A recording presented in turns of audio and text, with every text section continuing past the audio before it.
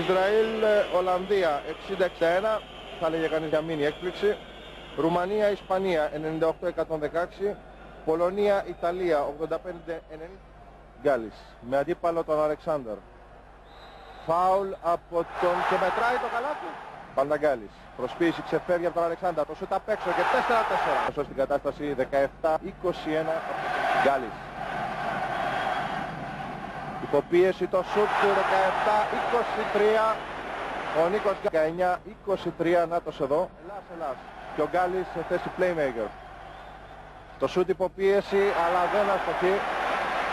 Είναι καταπληκτικό 22. Είναι το πρώτο καλάθι του Νίκου Γκάλης. Ο Γκάλης 6 για τον Άρη, τον κυνηγάει ο Νταντόνι. Γυρίζουν και οι υπόλοιποι Ιταλοί. Ο Γκάλης όμως επιμένει. Το σούτ με ταμπλό 33-28-52 μέσα σε τον Πίτης. Τι θα μπορέσει να κάνει αυτός ο νεαρός. Για να δούμε. Τίποτα. Ο Γκάλης 82. Διπλό σπάσιμο στον αέρα και 89-69 γρήγορα στον Γκάλη που έχει αντίπαλο μόνο τον Νταντόνι. Ελίσσεται, ελευθερώνεται 91-69. Πάντα Γκάλης. Ατομική προσπάθεια. Δεν πιάνεται με... Μειώνει σε 13-7. Η δική του απάντηση στα ελληνικά τρίποντα. Γκάλης. Σουτ 2 πόντων και 18-10. Ο Ράντοβιτς και άλλοι δύο στην αντεπίθεση. Ο Ντράζεν Πέτροβιτς εύκολα στο lay-up.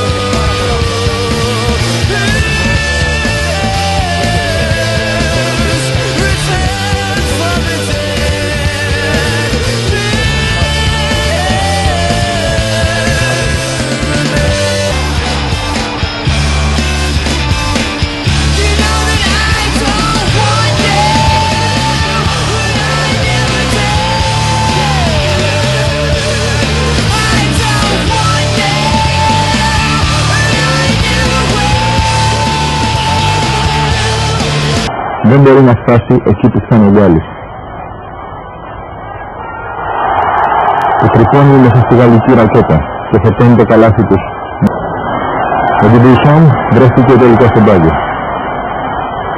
Ο Γκάλης συνεχίζει το δρόμο.